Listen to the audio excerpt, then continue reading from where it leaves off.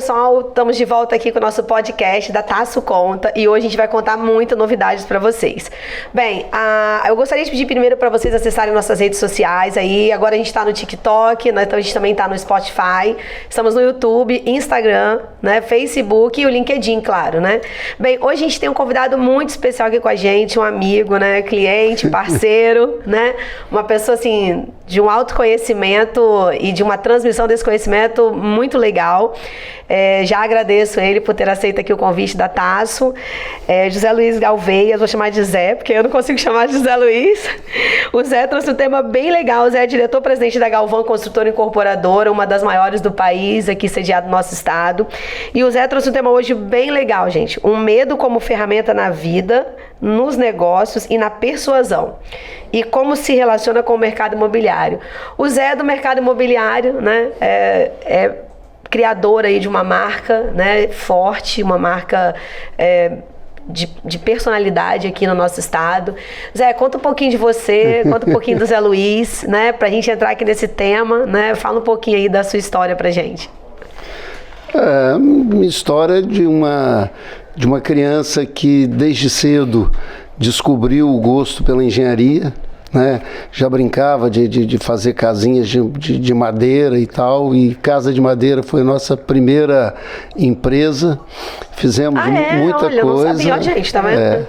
Fizemos aí algumas casas de madeira e no início da CST tivemos a oportunidade de fazer 60 mil metros quadrados de escritórios para as grandes empresas que atuaram na CST e também da Vila Operária, onde a CST teve 30 mil operários que ficavam dentro lá do canteiro de obras, lá, né, numa região chamada Vila Operária, e que a gente teve a oportunidade de fazer 60 mil metros quadrados de obra. Só que ali essa empresa ela me deu muita experiência, não deu muito dinheiro, mas principalmente você que é contadora, que é um ícone no Brasil também, aí, com a trajetória que eu me lembro daquela garotinha ali que trabalhava no escritório ali do Paulo Tasso, e que realmente era um contador que tinha todas as contas aí das construtoras capixabas e no Espírito Santo um ícone do mercado, né, imobiliário, na área de contabilidade, e você, hoje aí, um ícone não só no estado, quanto no Brasil, pela sua trajetória. Então, eu tenho um enorme prazer de estar aqui com você, Carla, porque, né, há muitos anos a gente convive aí sobre as coisas desse mercado, né? Verdade. Meu nome completo é José Luiz Galveias Loureiro. A Galvan é uma mistura de Galveias com Vanderlei, que é o sobrenome da minha esposa. É um plágio de uma construtora muito grande do Brasil chamada Covan, que é Colares e Vanderlei. Olha! Quando a gente deu o nome, a gente plagiou isso. A Covan sempre foi um orgulho também, né, da família da minha esposa, uma empresa super bem sucedida, que com muitas obras já figurou entre as 10 maiores empresas do Brasil de construção pesada. E a Galvan, ela foi uma empresa que ela iniciou para atender aí, quase que por acaso, o interesse de 10 pessoas de construírem por conta própria. E na época eu era engenheiro credenciado da Caixa Econômica Federal, também tinha uma empresa de projetos, fiz todos os projetos de graça para esses 10 amigos, fui pegar um financiamento isolado para cada um dos 10, eram 10 processos, a Caixa Econômica liberou um valor relativo ao pior cadastro, entre os 10, e aí a gente fez o edifício Fazenda da Praia, que foi um condomínio. Que foi a semente aí da Galvan. Antes disso, eu já tinha tido a oportunidade de trabalhar no Hospital Santa Mônica, onde 5 médicos que se uniram resolveram construir por conta própria o hospital, e eu, ainda no último ano de engenharia, eu já era professor de estrutura da escola técnica, fiz o projeto estrutural e fiz um relacionamento muito bom com esses 5 médicos. Então, essa questão de parceria, das pessoas se unirem para fazer alguma coisa junta, seja hospital, seja hotel, seja sua própria residência. Então isso me motivou muito, embora seja um modelo muito mais trabalhoso do que o tradicional, onde você tem ali que prestar conta de cada ato que você faz, você tem a comissão de representantes, né? Você tem os próprios condôminos ali para quem você trabalha, né? Você não é dono do negócio, você trabalha... Atende vários donos, né? Exatamente. E você fazer isso para 10, 20, 30, 40 pessoas no início foi um pouco mais fácil. Depois você fazer isso para 500 pessoas participando desse modelo aí de incorporação por administração a preço de custo é uma coisa mais difícil. É um desafio, né? É um desafio. É quase uma empresa pública, Carla, porque a conta bancária do condomínio, os empregados são fichados pelo condomínio, tudo é comprado em nome do condomínio, você administra esse condomínio, da mesma maneira que um síndico administra o prédio que você mora, né? Só que você administra numa fase de obra. Então é muito importante que todas as regras, todas as definições estejam previstas antes das pessoas aderirem ao condomínio e ver se concorda com aquilo, se não concorda com o projeto, com o modelo, porque numa sociedade com tanta gente assim, se as coisas não estiverem bem definidas, na hora que você for colocar em votação, se é de um jeito ou se é de outro e tudo, você sempre vai descontentar alguém. Então... Não, é bem legal isso, porque a gente estava falando um pouquinho antes, né, pessoal, da gente começar, que você lida com sonho, né? Então você falou lá atrás, né? Você pegou 10 pessoas, 10 amigos, era o sonho deles fazer um prédio, né? Aí a pessoa já... eu falo, né? A nossa responsabilidade é tão grande quando a gente lida com o sonho dos outros, né?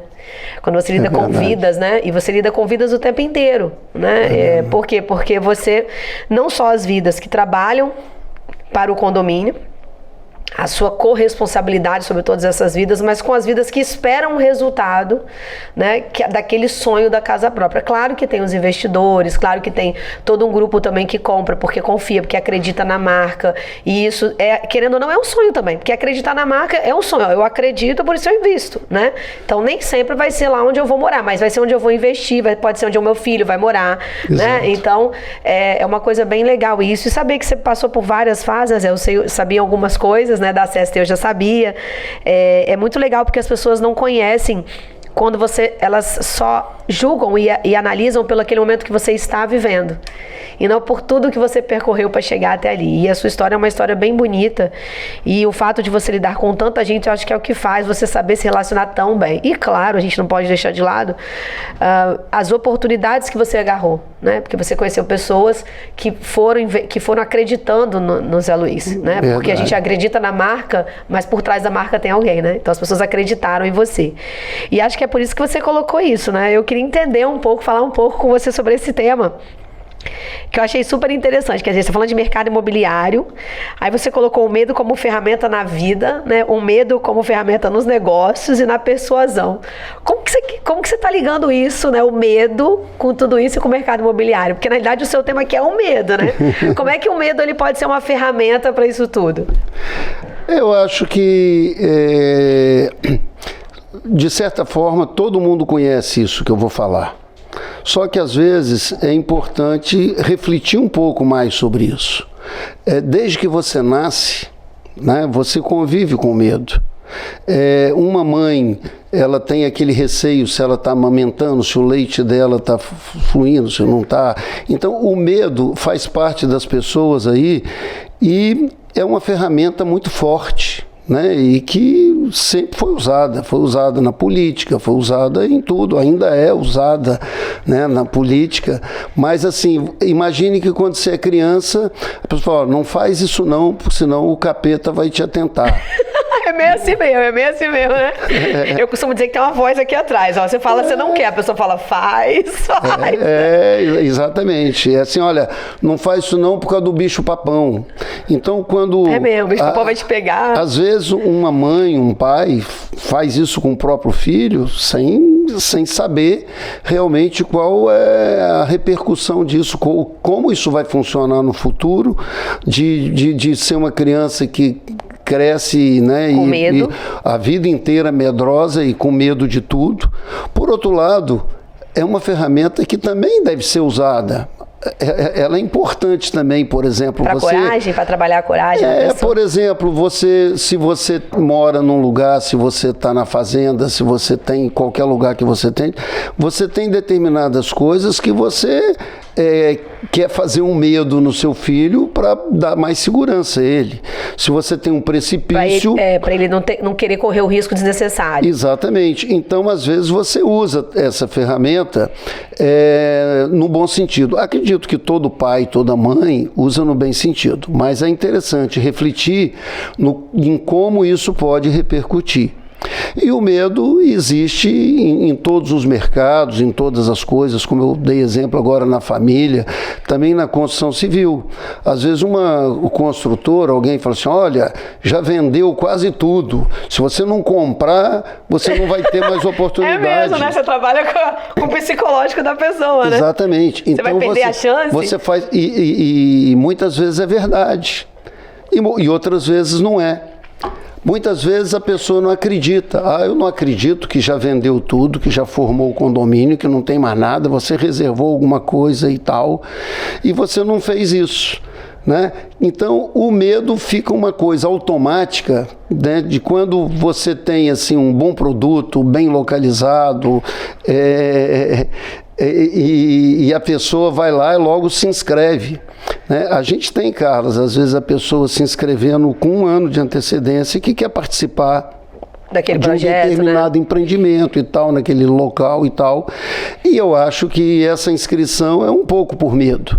Mesmo que você não faça esse medo nas pessoas, as pessoas já sentem isso naturalmente. E tem o lado também do medo ruim também, por exemplo, no funcionalismo público ou no próprio canteiro de obra. Hoje, muito menos. Hoje há mais uma solidariedade maior entre os encarregados, mestres de obra e trabalhadores. O relacionamento meio que mudou, né? Mudou. Hoje, cada vez mais, eu sinto aquela relação mesmo assim de amor pelo próximo, não tanto quanto deveria. A homilia, por exemplo, de ontem do padre Anderson falava exatamente sobre isso, sobre o amor ao próximo, a questão do samaritano, as pessoas, né, até padres e tal que passaram pela pessoa ali precisando de ajuda e ninguém se importava e o samaritano se importou. Então, essa pregação, essa situação existe no coração de muita gente, mas infelizmente também não existe no coração de tantas outras. Só que pela necessidade e por você obter, né, objetivamente né, aquilo que você quer, aquilo que você está comandando, automaticamente isso está mudando. Olha a relação hoje numa casa com a empregada doméstica. É uma relação diferente. É uma relação diferente do que era antigamente, né? Você vê mais como uma parceira, como alguém mais da família do que como se fosse a pessoa realmente. É verdade, do que trabalho, porque como a gente vive nessa loucura, né? A gente sempre tinha muito medo antes, né? Será que essa pessoa vai me roubar? Será que ela vai pegar, não sei o que, você vai tratar meu filho mal? Será que, né?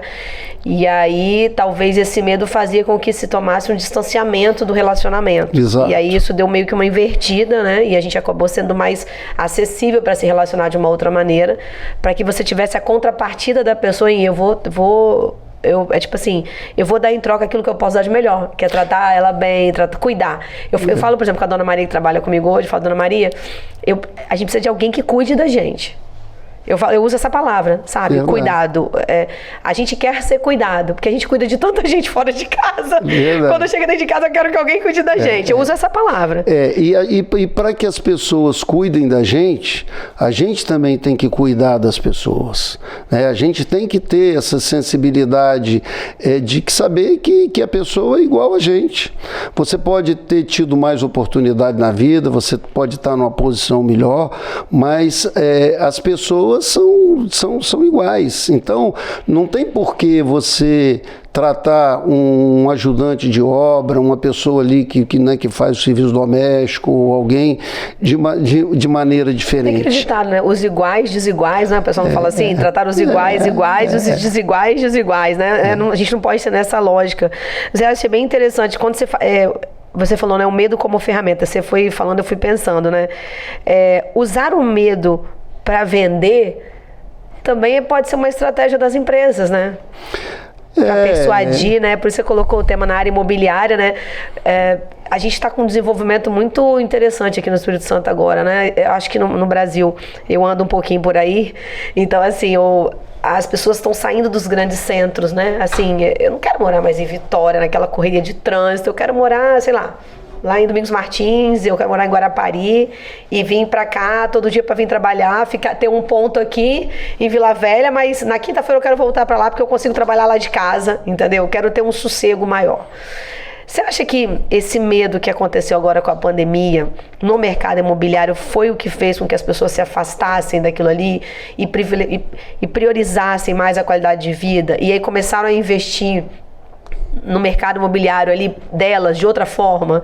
Você acha que esse foi um medo disso? Tipo assim, de repente a gente tá tudo bem e aí vem um período de 2 anos, todo mundo dentro de casa. Eu não quero ficar dentro de casa, sabe, trancado ali naquele local onde eu estou. Eu quero um local mais afastado. Eu tenho muitos amigos que foram morar em Santa Teresa, que continuam com o seu apartamento aqui. Foram morar em Santa Teresa, que foram morar em Domingos Martins, que estão mais pro norte aqui, entendeu? Pra região sul, que mudaram um pouquinho, que tem condições de falar, não quero mais ficar nessa loucura. Eu acho que, Carla, é um conjunto de coisas, né? Essa pandemia aconteceu também num momento em que a tecnologia possibilitava que você trabalhasse remotamente. Se isso fosse lá atrás, quando você não tinha essa ajuda da tecnologia, isso seria diferente. As pessoas também, ficando muito em casa, elas perceberam e começaram a dar valor àquele ambiente ali da família, aquele ambiente interno, que às vezes a esposa, né, que não trabalha, ou a esposa que trabalha e, né, sai cedo, chega tarde e tal, os filhos, etc. Você vê aí muitas casas assim maravilhosas e tal, e o dono da casa praticamente não convive na casa, né? Não curte aquilo ali, né? Não curte. Às vezes as pessoas que trabalham na casa, a empregada doméstica e tal, curte mais a sua casa ali, a paisagem, tudo mais e tal, do que a própria pessoa que passa quase todo o tempo fora de casa. Então eu acho que isso provocou uma reflexão. Quando eu estou trazendo esse tema medo, ele é mais exatamente para a pessoa refletir sobre isso, porque também é uma coisa assim, essa pessoa para me vender está me colocando medo. Mas às vezes ela é uma pessoa verdadeira, é uma pessoa que está te passando... Aquele medo é real, né? Aquilo é real. E se você não tomar aquela atitude naquele exato momento, você pode perder uma oportunidade. Você pode perder a oportunidade. Então isso existe, mas a questão é a pessoa ter uma condição de saber que isso existe, saber que isso é uma ferramenta, e isso que você falou da pandemia chamou muita atenção. Talvez esse tema até venha em função disso, porque a síndrome do pânico aumentou muito com essa pandemia e tudo mais. E outras coisas também, às vezes por intenções políticas, ideológicas, etc. Você tem hoje uma mídia que ela trabalha negativa, né? Tudo com ferramenta do medo. É verdade. Fazendo medo de tudo. Você foi falando, eu já fui pensando então, aqui, é verdade.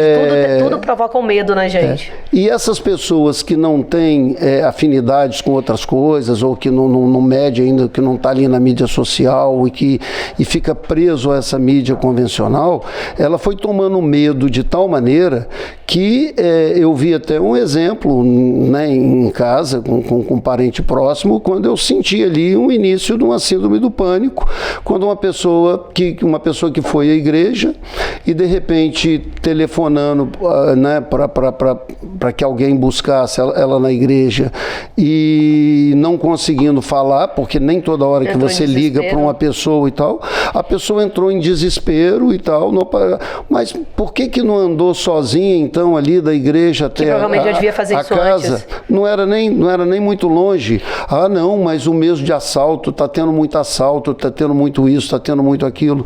Então, a gente tem que se vacinar um pouquinho e começar a ver a entrelinhas das notícias, das coisas e tal, e começar a perceber a intenção de quem fala, a intenção do jornalista. Se a intenção... Aonde ele quer chegar, né? Aonde que ele quer chegar, se ele quer te passar a notícia ou se ele quer... poluir sua mente com aquele conteúdo que ele está forçando, muitas vezes.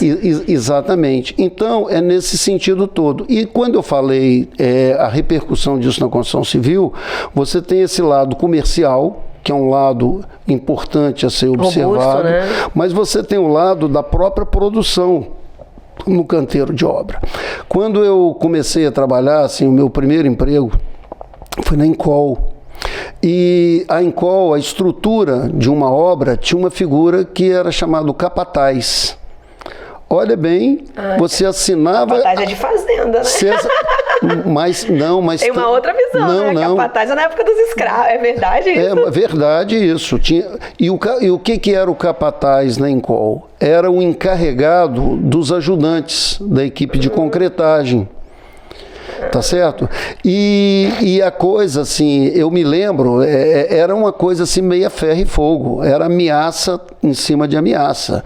Ameaça de que vai demitir, ameaça que, né, castigo mesmo, porque tinha uns castigo. Às vezes até também... Na escola também era assim, Zé. Milho, reguada na mão. Eu lembro disso. Mas eu tô falando... Sim, mas Tô falando de um tempo muito próximo, Carla.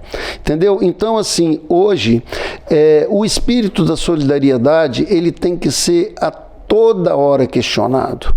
Às vezes uma pessoa que você pede uma coisa te nega, e você não tem que ficar chateado porque ela te negou, se ela tem razão para te negar. Agora, se ela nega porque ela é aquela pessoa que tem aquele espírito de negar tudo a todo mundo, então você fica triste, né, pela falta de solidariedade das pessoas. E essa solidariedade, ela tem que ser assim, olhada de um aspecto mais amplo, né? A repercussão, né, do que representa isso. Você vê, por exemplo, a própria atuação que hoje tem na legislação. Imagine você na prefeitura, você trabalha na prefeitura e você está ali sendo vigiado pela comunidade, pela sociedade, câmeras, por todo mundo e tal.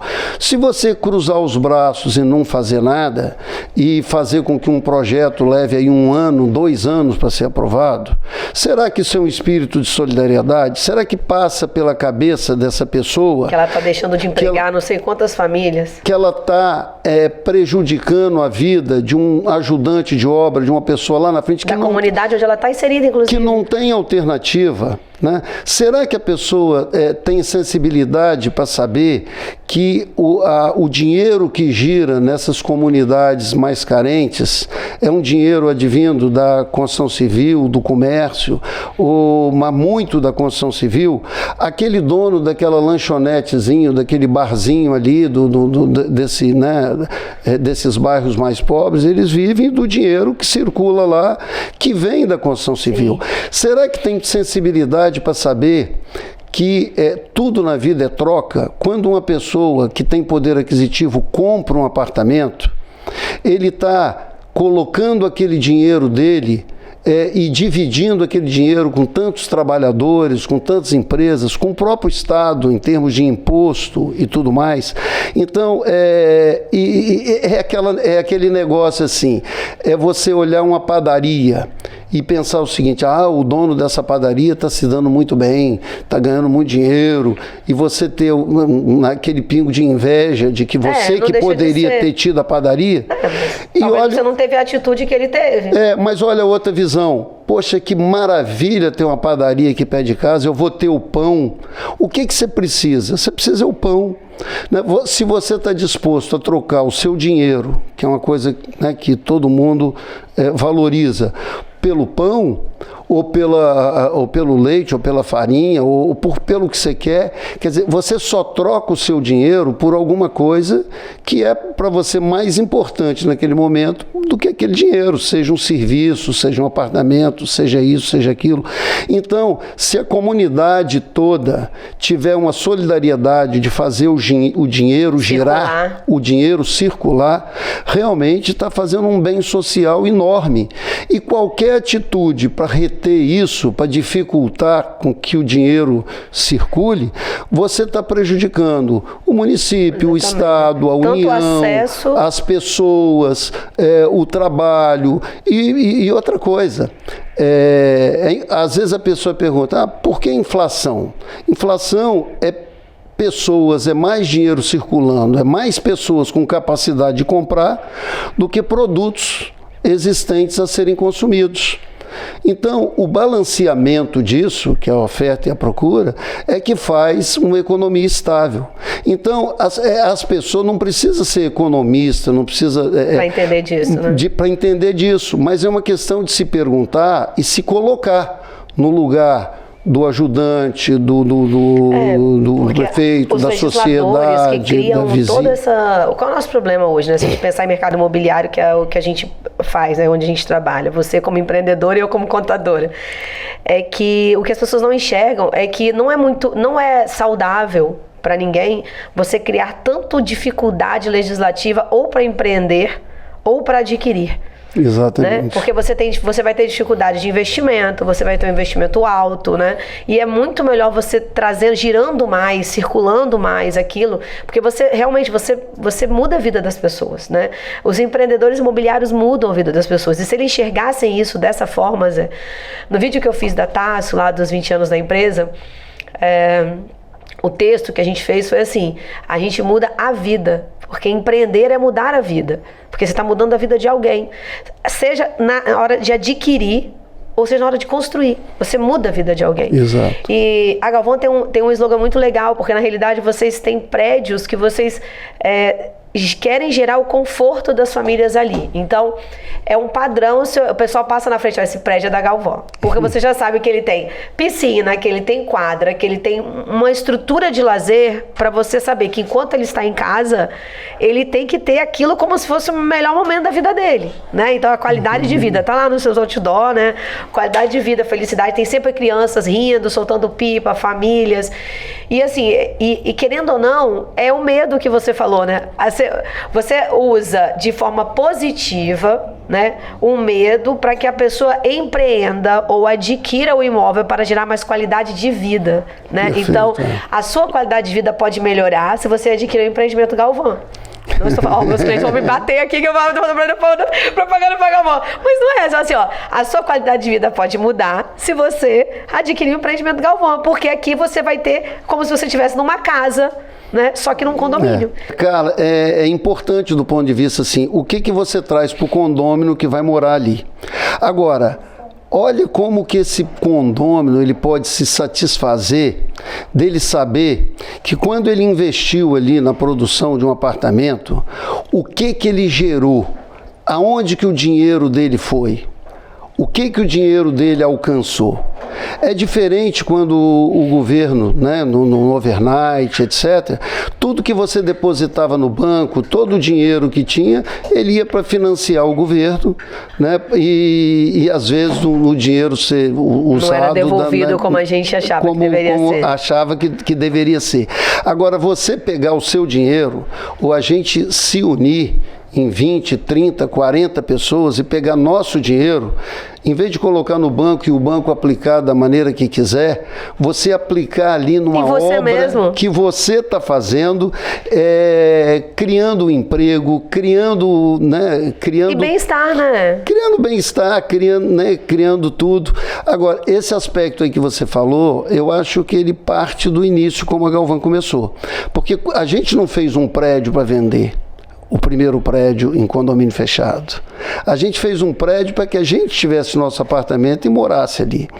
E quando você faz o segundo, o terceiro, etc., você até poderia mudar a filosofia, a maneira de enxergar, mas não muda. A gente tem muita influência dentro do marketing da Galvão, muito bem conduzido lá pela Lise, mas assim, o espírito de você se dar, de você se colocar no lugar do condômino, você pode estar construindo um prédio para qualquer um, mas você está ali como se aquilo fosse seu. E outra coisa, é o que eu falo, amanhã esse condômino vende o apartamento, sai do condomínio, mas eternamente aquele empreendimento vai ser um filho seu, um filho da Galvão, né? E 20, 30 anos depois que o prédio foi construído, se quem está administrando o prédio lá, o síndico, o condomínio, precisar de alguma ajuda, alguma orientação, etc. A Galvão está ali para ajudar. A gente está ali com a maior satisfação. Eu fiquei feliz agora, recebi um telefonema, por exemplo, do Gelson, o Bahamas está reformando lá o empreendimento, e o Gelson me pedindo, pela Galvão, sugerindo que indicasse empresa ou alguém para fazer um determinado serviço. Então, essa relação da Galvão com o prédio que ela construiu há 20, 30, 40 anos, né, eu quero sempre ter. Isso não quer dizer que eu vou concordar com todas as solicitações de garantia ou de responsabilidade, mas eu vou sempre analisar, ouvir e buscar ser justo com o condomínio, também ser justo com a Galvão. E nesse ponto, Cláudia, Carla, você, todas as pessoas com quem eu pude relacionar por causa de estar no mercado imobiliário, os próprios clientes condôminos, mas também mestre de obra, empreiteiros, a equipe da Galvão lá, das pessoas lá de marketing, os corretores, todo o pessoal administrativo lá e tal, eu acho que realmente, assim, eu fui muito abençoado por Deus de ter os sócios que eu tenho, né, o Expedito, o Eberson e o Ailton, que foram sócios, né, durante bastante tempo também.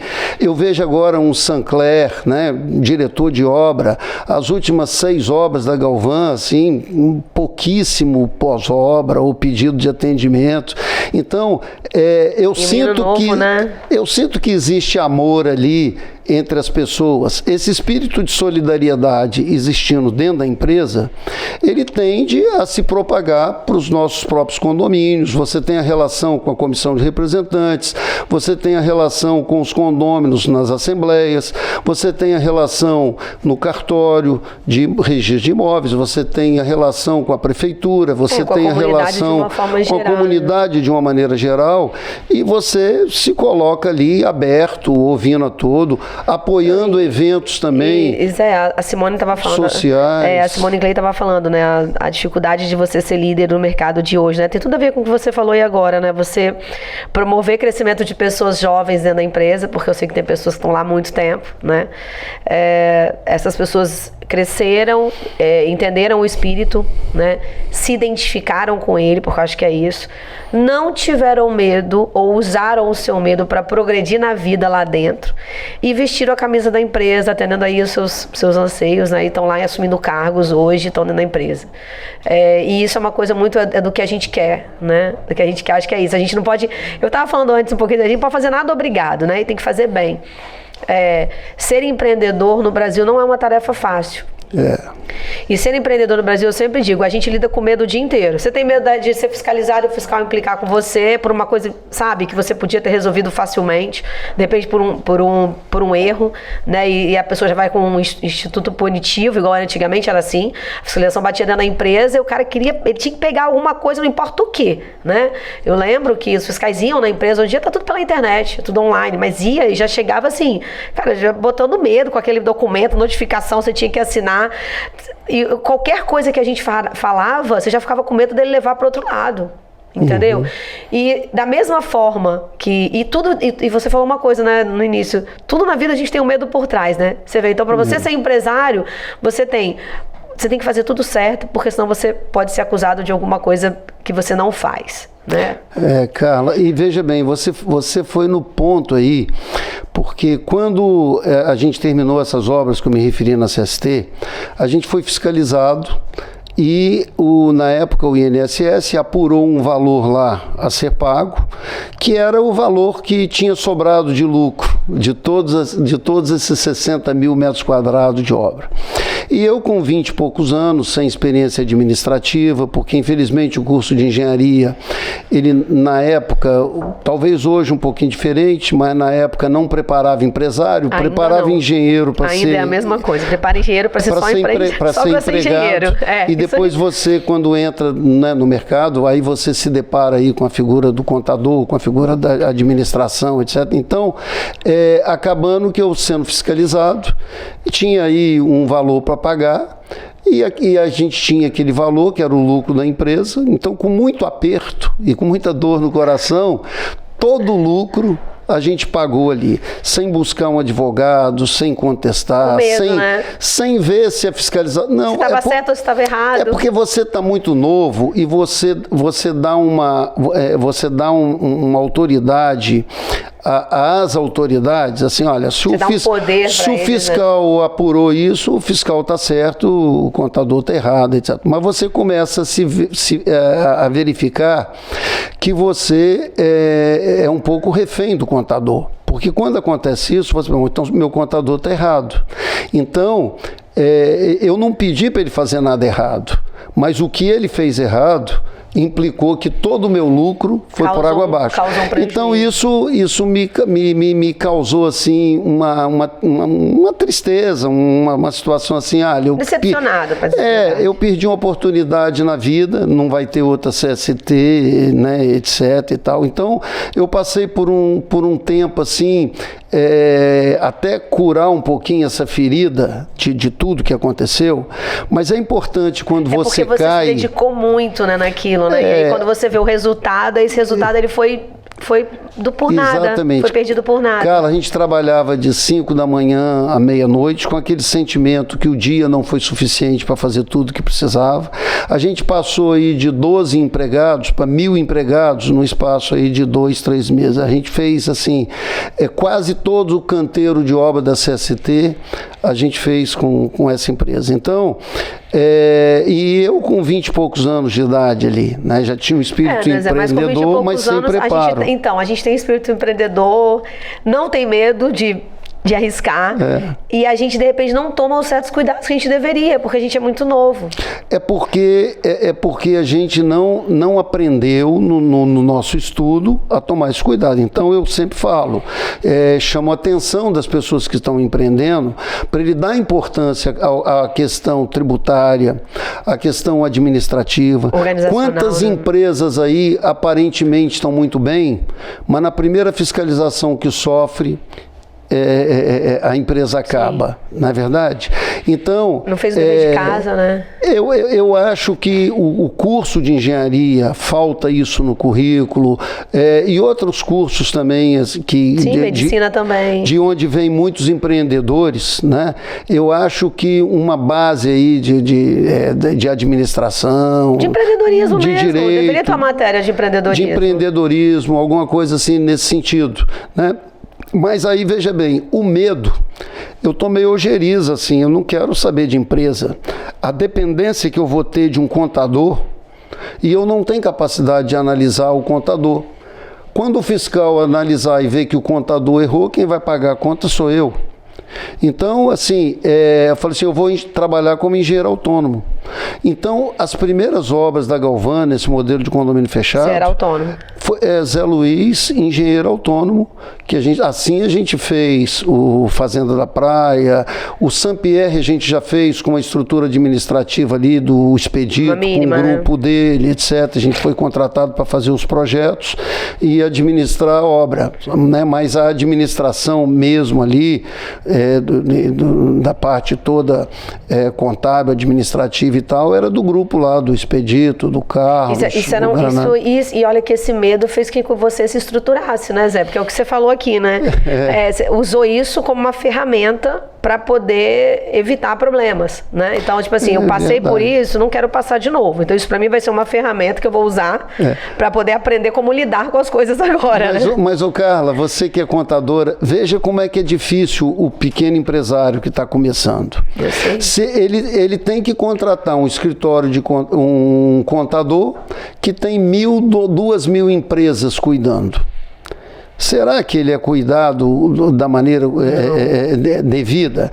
Quando ele para pagar um contador bom e ter capacidade de contratar um bom contador atualizado, jurídico, né? Que trabalhe, que estude e tal, ele leva algum tempo.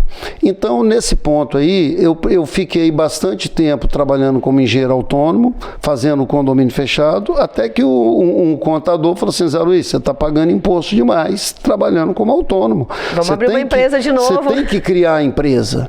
Foi aí que eu desenhei o nome Galvez, meu sobrenome, e Vanderlei, que é o sobrenome da minha esposa, né? A família dela é uma família de empreendedores, né? Empreendedores de sucesso e tal. Então, aí ficou o nome Galvan, que foi um plágio da Covan, que era Colares e Vanderlei. Então, aí ali eu tive coragem de retornar outra vez como empresa, mas logo que eu tive oportunidade, né? Você estruturou. Estruturei, e aí eu tive uma sorte enorme do Expedito ter se aposentado da Receita Federal. E aí eu convidei ele essa parceria, né? Para vir a ser sócio da Galvan. Eu cuidaria da parte administrativa, de engenharia ou alguma coisa nesse sentido, a parte comercial, etc.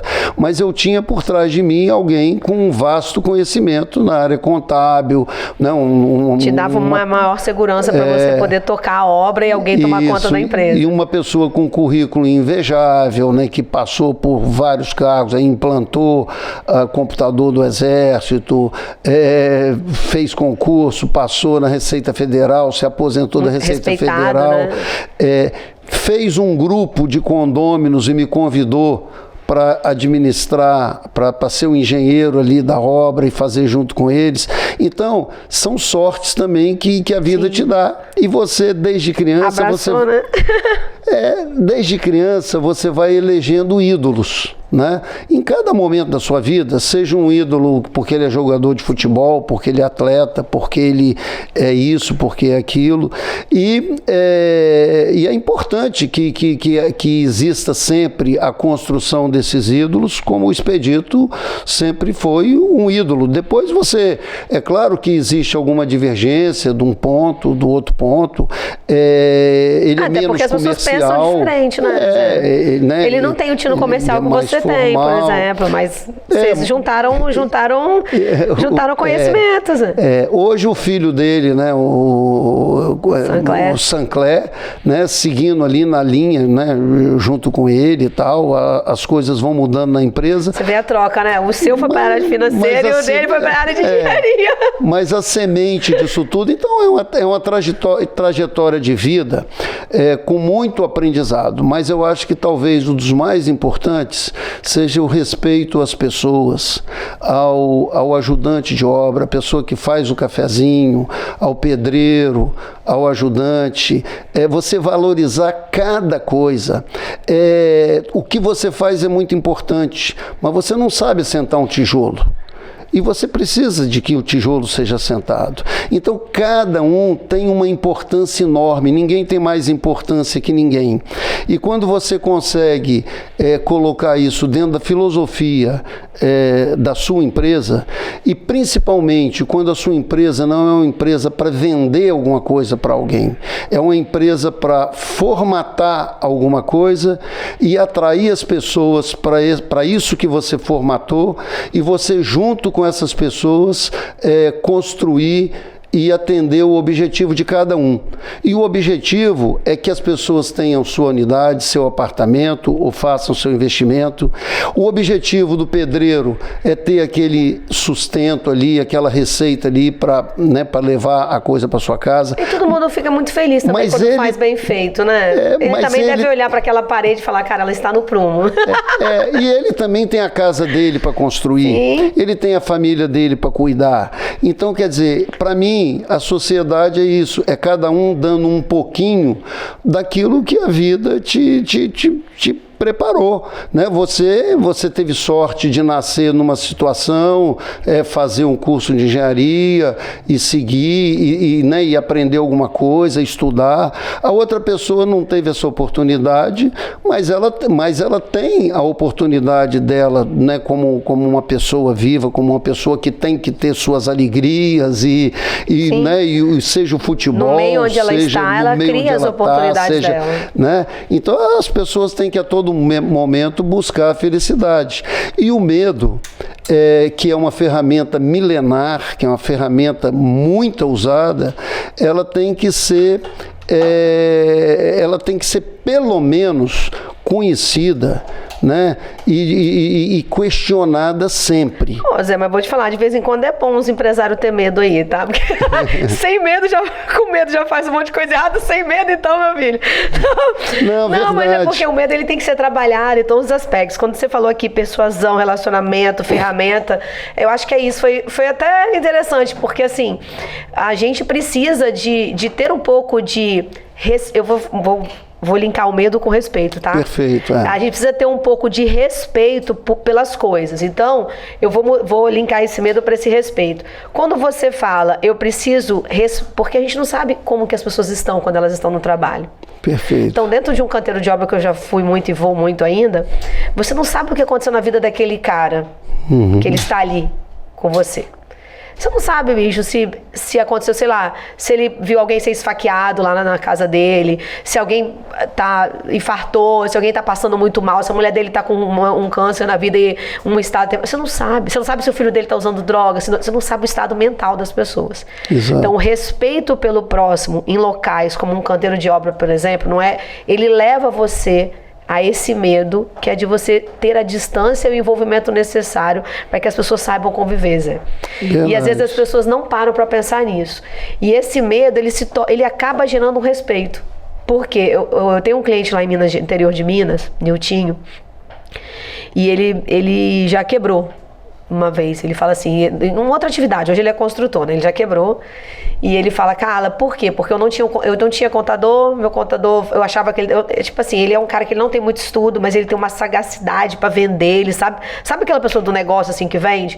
Tá no mercado que é interior de Minas, em divisa com o Espírito Santo, Manhuaçu, terra do café, entendeu? Então pensa que o cara ele tem que bolar tudo na vida dele pro mês entre maio e agosto. Cara, assim, pensa nisso, ele tem que lançar, vender, divulgar, guardar produto para aquele momento, que é onde as pessoas têm dinheiro. E ele fala para mim, ele tem tanto medo de perder tudo de novo, ele tem medo de sofrer processo trabalhista novamente, porque isso, o que gerou isso? Foi a falta de respeito em determinado momento que pessoas que cercavam ele não tinham pelos outros. Verdade.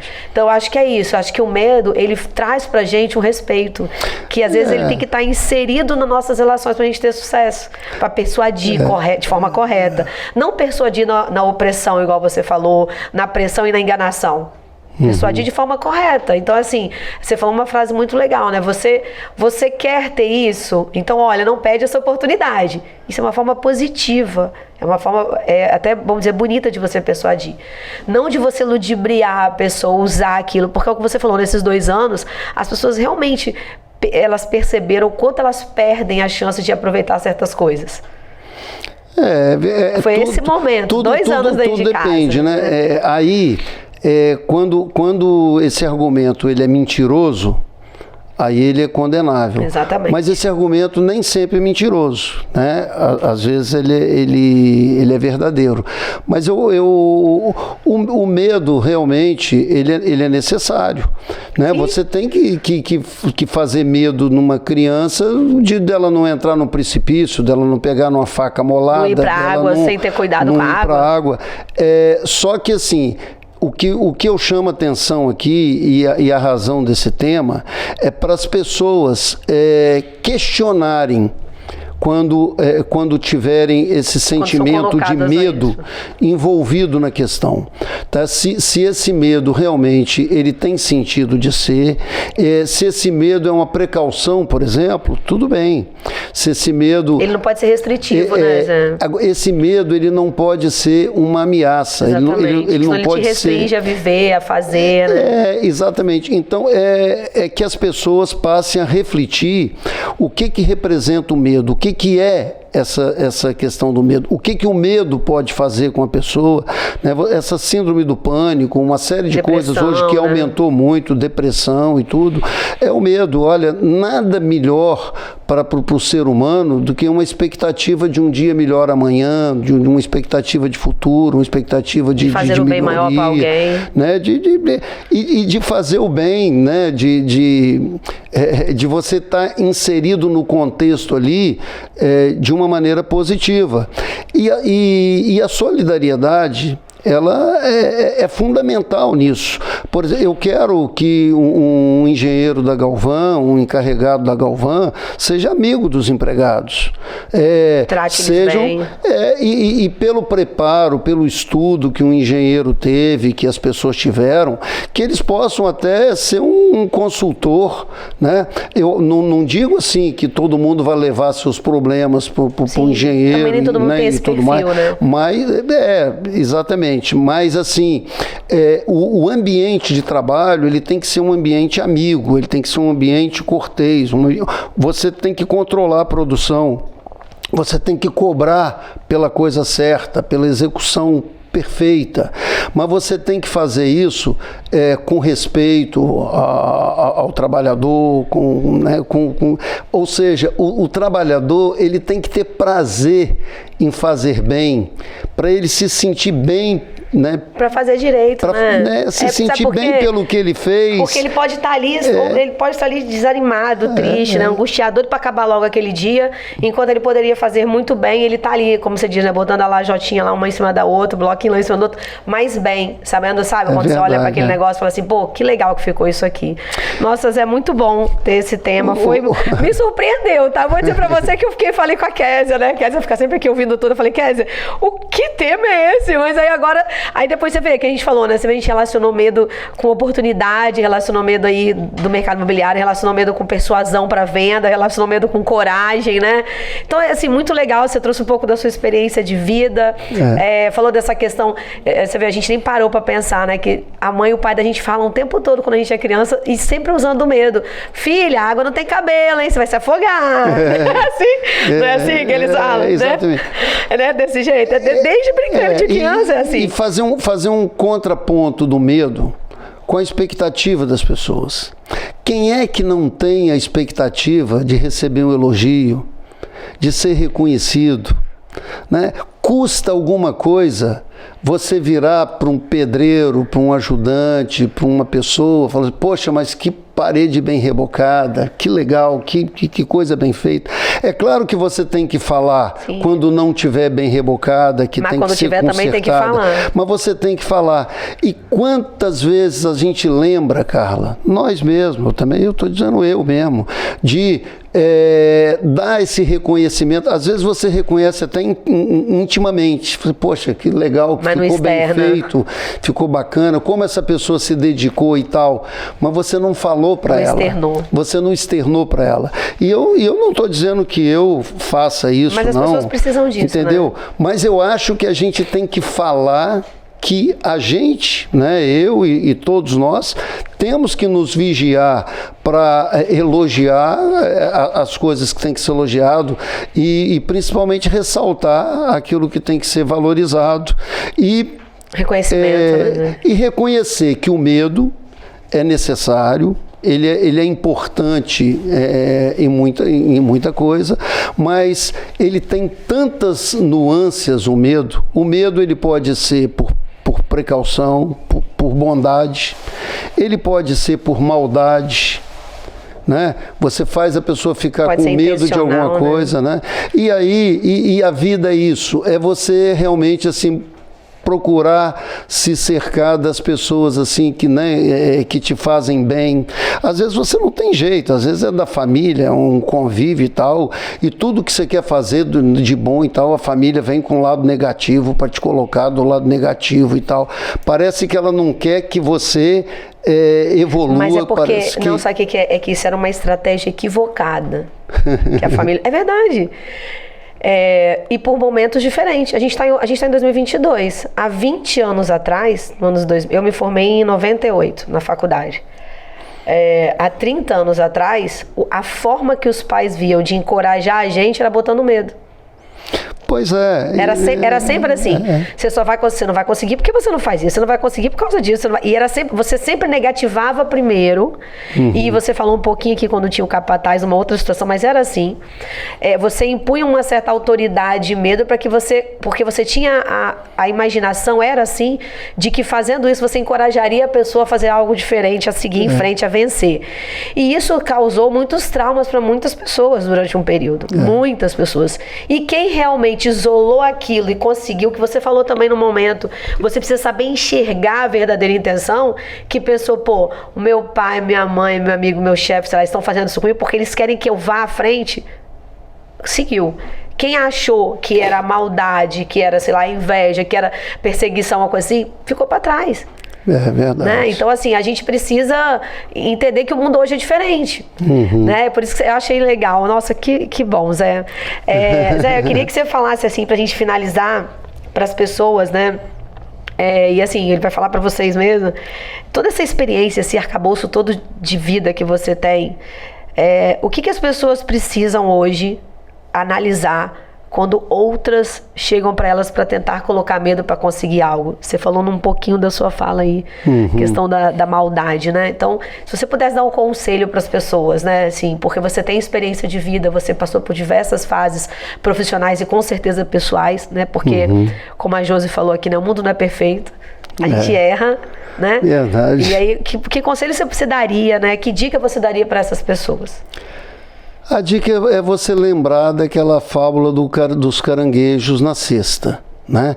Quando um caranguejo está conseguindo sair da cesta, os que estão na cesta puxam o caranguejo para baixo. É você não deixar que as pessoas te puxem para baixo. Às vezes elas te puxam para baixo por maldade. Às vezes não é nem por maldade, Carla. Às vezes é por questão mesmo de mentalidade. Eu me lembro que meu pai e minha mãe, numa determinada situação, pensavam assim, eu fico tranquilo com a Solange, minha irmã, com o Marquinho, meu irmão, porque Solange era funcionária da Caixa Econômica Federal, o Marquinho do Banco do Brasil, mas eu sou extremamente preocupado com o Zé Luiz. Né? Essa história lá da CST, por exemplo, eu sei que trouxe lá angústia e tudo para mim, para os meus pais e tudo mais, um amor muito grande. Então, às vezes, você quer o filho protegido e não tem melhor proteção do que um bom emprego, né? Uma estabilidade. Uma estabilidade, né? de emprego. Então, é muito variado a maneira e a visão que as pessoas têm sobre você. Então, muitas vezes é maldade e muitas vezes é proteção, mas você tem que seguir o seu caminho, o seu talento, o que você quer de realização. Eu não me vejo muito assim, Carla, às vezes assim, não sei se eu seria um excelente, um bom empregado, né? Porque cada um nasce para alguma coisa, né? Sim. E o que eu sei é que eu tenho que agradecer muito a Deus, né, a oportunidade que a vida me deu, né, onde eu nasci, os valores que eu aprendi e tal, e a ponto de reconhecer que nem todo mundo teve essas mesmas oportunidades, nem todo mundo pôde realizar dessa forma, mas as pessoas podem ser felizes sempre dentro daquilo e do que a vida proporcionou, né? É muito complicado. O que é melhor, isso ou aquilo? Você tem suicídio. Você tem suicídio de pessoas riquíssimas, de pessoas que tiveram oportunidades na vida, de pessoas muito bem-sucedidas. A pessoa chegar ao ponto de suicidar é uma situação que ela estava muito mal de vida. E você vê pessoas assim, eu tenho oportunidade, estou lembrando agora de uma empregada doméstica que trabalhava lá em casa, cheia de problema, o marido caiu todo machucado e tal, e ela trabalhando ali, cantando e tal. Mas como é que pode uma pessoa ser assim? Mas existe, quer dizer, você não pode deixar de enfrentar todos os problemas que aparecem para você, mas você assimilar esse problema, se você conseguir administrar melhor esses problemas e também não deixar que pessoas que você sintam maldosas, etc., isso, né? Ou até por bondade, mas que prejudique aquilo que você está querendo trilhar, e você fala que mas isso não vai dar certo por causa disso, daquilo e tal. Não, mas então eu vou... Não, mas isso também não vai dar certo, é um risco muito grande. Então, você... Eu perguntaria, tudo bem, então o que dá? Veja bem, mas não é que a pessoa está sendo maldosa sempre, às vezes né? Às vezes é porque ela não tem coragem. Às vezes é porque ela não tem coragem. E ela acha que você tem que ter o mesmo medo que ela tem. Exatamente. Então, assim, você tem que programar a sua vida, seguir o seu caminho. Eu acho que cada pessoa tem aí os seus desígnios e a sua forma de fazer, de trabalhar. Eu acho que Deus fez as coisas bem feitas do ponto de vista que Ele limitou. Ninguém pode comer mais do que o organismo absorve. Ninguém pode você pode ter 10 casas, mas você não pode estar nas mesmas 10 ao mesmo tempo. E você tem que alimentar e gerar emprego para as pessoas, né, darem manutenção e tal nessas 10 casas. Então, ao invés de Deus definir assim, o que você pode ter, Ele definiu do que você pode ter em você mesmo. Você só pode estar num lugar ao mesmo tempo. Eu posso viajar, eu posso fazer isso, eu posso fazer aquilo e tal. Eu posso, mas eu só posso estar num lugar ao mesmo tempo. E a vida de cada um, quando você entra numa situação aí de doença e tal, todo mundo é igual. Todo mundo, o câncer é igual para um rico, para um pobre. Mas o rico pode se tratar. Realmente existe essa desigualdade. A coisa não é tão igual, né? Mas a felicidade, cada um pode ter felicidade dentro do seu aspecto. O que prejudica a felicidade é quando você começa a cobiçar ter a vida de alguém. E pode acreditar que às vezes um rico, em determinados momentos, cobiça ter aquela vida simples de um lavrador que não tem problema nenhum, que não está feliz, tá de nada, indo, que consegue dormir, que não né, que tá. E tem pessoas também que ficam incutindo na cabeça dessas pessoas que eles têm que se comparar com o que a outra pessoa tem, com o que a outra pessoa não tem. Então, o mundo... Bem, eu particularmente não sofro desses traumas, né? A única coisa que eu poderia talvez ser assim, teria uma invejinha, rebolar igual a Anitta. Fora isso... não tem trauma nenhum, entendeu? Mas olha, isso eu posso aprender. Fico muito feliz aqui do nosso bate-papo. Eu acho que ele foi muito além do tema. Não, mas foi bom. É sempre bom, porque mais sempre é bom. Te agradecer, eu sei que sua vida é louca, né? De empresário, de ceder seu tempo aí também, que você participa de muitas comissões, muita coisa aí também, um voluntariado, também faz tudo parte. Com muita alegria, com prazer. E obrigada pelo tema, foi muito legal. Que bom. Foi muito legal, gente. Muito a gente está aqui com o nosso podcast aqui, terminando com o Zé Luiz aqui, Zé Luiz Galveias, da Galvão Construtora, né? Então curta a gente nas redes sociais, deixe seu recado, tá? E a gente volta mais pra frente com mais podcasts, mais Taço Conta pra vocês. Até lá!